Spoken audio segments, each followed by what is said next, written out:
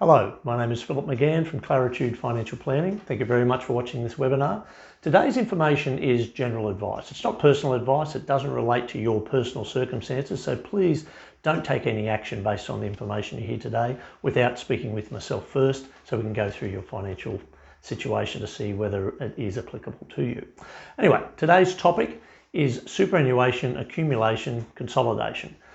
Basically, what I'm getting at there is looking to amalgamate multiple superannuation funds into the one fund if it's worthwhile for the individual concerned. I come across this a lot with clients who have multiple superannuation funds. Now, why do people have multiple super funds? Well, because they've had multiple jobs in their career.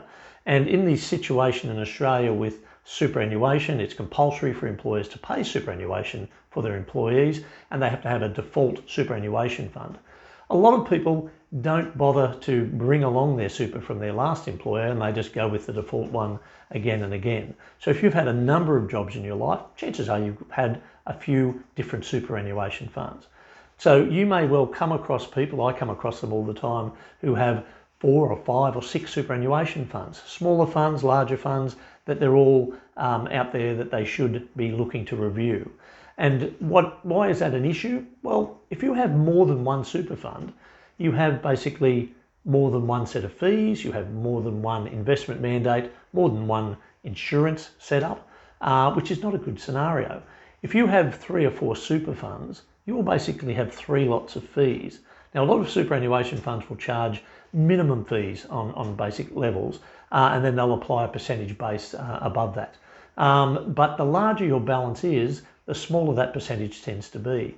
So if you have lots of small super fund balances, you're actually paying a lot more than if you had all of those funds combined together into a larger balance at the one super fund.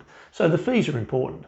The second issue is the investment mandate. If you actually have more than one super fund, you've got lots of different competing investment mandates. So you may have 4 or 5 super funds with a balanced offering or a growth offering or a conservative offering or Australian shares or international shares, whatever it may be. So all of those investment mandates are pulling in different directions.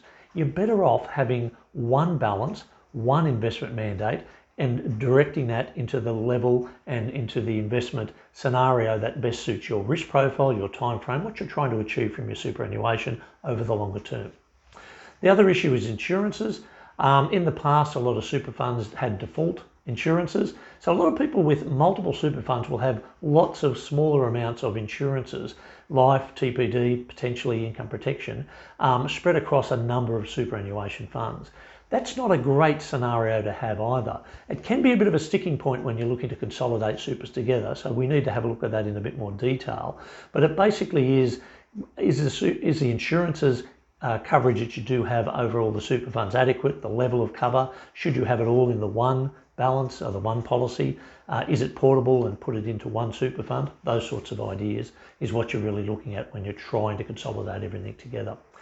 The other issue that I've come across is loss super. Now, a lot of people don't realise that they may actually have superannuation that they're not even aware of. If you actually had an employer put money into a super fund a number of years ago, you changed jobs and that super fund never had any more money added into it, and you changed addresses a number of times, and the superannuation fund has been sending you letters out, and if they get 2 returned mails from you and they can't locate you, they have to declare that superannuation lost and they have to send it off to the ATO. The ATO at the moment has $21 billion in lost super waiting for people to claim it.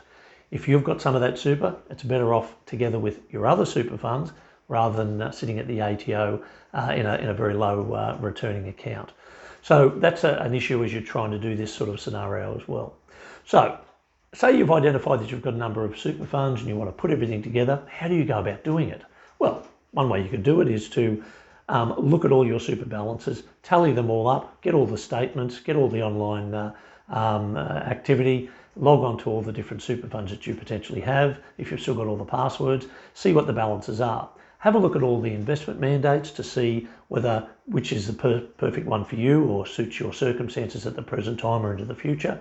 Look at the insurance coverage you do have, whether it's adequate for your circumstances or not, what are the premiums you're paying, all of the rest of it, and potentially contact the ATO to see if you can find any lost super that you may actually be entitled to as well. That's the process that you'll be going through. If that sounds complicated, it's because it is complicated, but it needn't be complicated if you've got the right advisor assisting you. I offer this service to my clients to look at a review of their overall superannuation scenario to see whether consolidating that superannuation into one account with one investment mandate, one set of fees, one insurance policy, grabbing all of the lost super if possible. If we can put all that together, that's the service we offer. So if you would like assistance from me to do that, all you need to do is contact me via my website. That's claritudefp.com.au, or you can give me a call on 04 91 686 236.